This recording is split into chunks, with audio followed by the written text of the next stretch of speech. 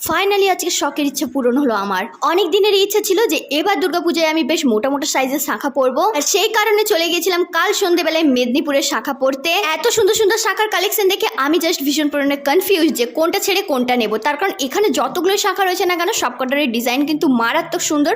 তবে আমি যেটা নিয়েছি সেটা খুব বেশি গ্লসিও না, সেটা খুব বেশি ম্যাটও না। তো অনেকক্ষণ ধরে ঘাটাঘাটি করার পরে, অনেক কনফিউশনের পরে আমি ফাইনালি চুজ করে নিয়েছি আমার জন্য শাখা।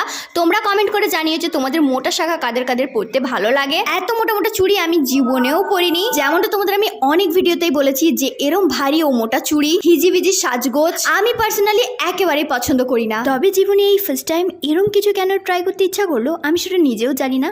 এখানে আমি এখন নোয়াগুলো দেখছি, নোয়াগুলোর ডিজাইন কিন্তু মারাত্মক সুন্দর লাগছিল, সেই জন্য আমি একটা নোয়াও নিয়ে নিয়েছি। এখানে কেনাকাটা কমপ্লিট করার পরে সিনু চলে গিয়েছিল তার দাদু ভাইয়ের সাথে, মানে আমার বাবার সাথে চলে গিয়েছিল দোকানে দেখা করতে। ভিডিওটা কেমন লাগলো কমেন্টে কিন্তু জানাতে কেউ ভুলো না। Bye bye.